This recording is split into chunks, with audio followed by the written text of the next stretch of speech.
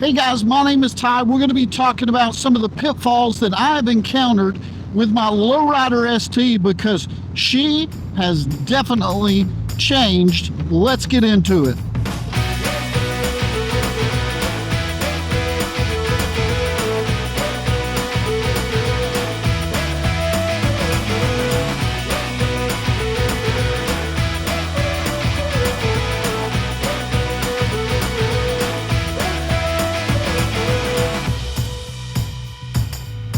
So if you're new to the channel, I currently ride a 2022 Low Rider ST. Love this motorcycle. Bought it when it first came out. Been happy with it ever since. And there's a lot of things that I've done to this motorcycle. I mean, from handlebars to exhaust, just a lot of creature comforts and that type of thing. Put a Stage 2 on this motorcycle, and it has been an all-around great experience. So I don't have much negative things to say about this motorcycle at all, but definitely the bike has changed since when I first bought it. I mean, I think that's the typical experience, right? You want to get a motorcycle and make it your own, but I'm going to make this video short and sweet. Well, as short and sweet as possible. I'm definitely going to get to the point. So let me jump right into it here. So about maybe 8 or 9 months ago, I had a Stage 2 put on this motorcycle. Now, not in its entirety, of course, but just some of the major components of that Stage 2 was a Star Racing 3030 cam. I also had a Bassani 2-in-1 exhaust put on this one. That was existing before the Stage 2, but a part of the Stage 2. And then let's see, I also had the 64 millimeter throttle body put on this motorcycle. I just wanted something a little bigger, something a little different than maybe a standard Stage 2 that you might see at your local dealership or something like that. And White Lightning Harley-Davidson did a fantastic job, and it really woke the bike up. And when I say it woke the bike up, I'm talking about you can feel, when I first got on the motorcycle after that Stage 2, oh my goodness gracious, you could feel such a difference in power and acceleration, just the way the bike handled RPMs and shifting gears. It was just different. Not a bad different, just different. And it took a little bit of getting used to. And I'm at that point now where I've been on the bike long enough to feel comfortable with the Stage 2, kind of got reacclimated to the motorcycle, and it's been a lot of fun.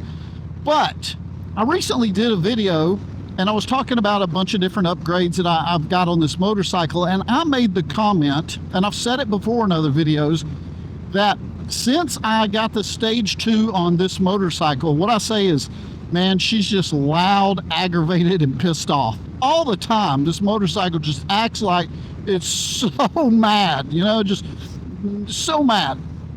And there was a subscriber or a viewer that left a comment, and man, I apologize, man, I can't really remember the name of the individual who said it off the top of my head, but if you post it up in the comments below. He either said that he had a Stage 2 on his Low Rider ST, or a buddy had a Stage 2. And the way that he defined it is the bike has lost its chill. And I thought that was so fitting. I thought it was absolutely 100% accurate. This motorcycle has absolutely lost its chill. When I first bought this one, this was a great bike to, and it still is, but like I said, it's just different. You know, you take it out, you just cruise around, you have a good time, you know, you twist the throttle and get moving a little bit. It was just all around a great cruising type of motorcycle. But now, even though she still is a wonderful, beautiful cruising motorcycle, there is a difference. The motorcycle just feels so much more aggressive. And I'm not an aggressive rider by any stretch of the means. You're not going to see me out popping wheelies and doing burnouts. That doesn't make any difference to me. I'm not that type of guy. I just like to ride motorcycles. But I've definitely noticed, man, that since this bike has got uncorked, woo, She is so much different. Now, what do I mean by that? If you're thinking about getting a Stage 2, am I discouraging you from it? Absolutely not.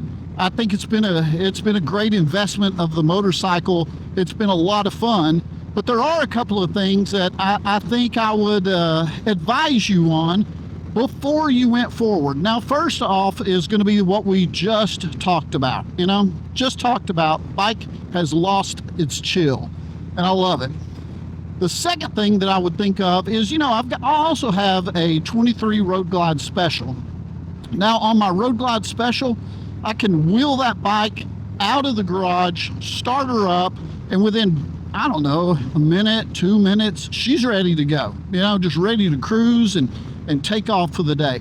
This one, you've got to let her sit and warm up now a lot longer than before. I would probably say I typically, just start the bike and just let her sit and idle, maybe, pop the throttle a little bit here and there for about 5-6 minutes, something like that. And she's loud. I mean, this bike is loud, and I'm not sure that the neighbors care about that all that much.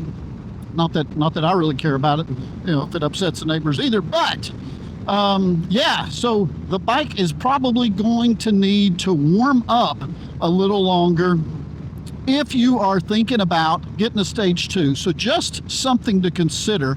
I'm going to turn around in this church parking lot. Hang on just a second.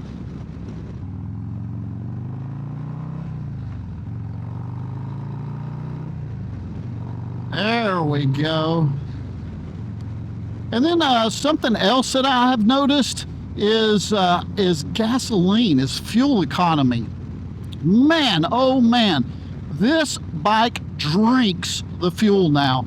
So, I don't have any stats to give you other than I just know how fast this tank trickles down, or gulps down. It gulps the fuel is really the best way to put it.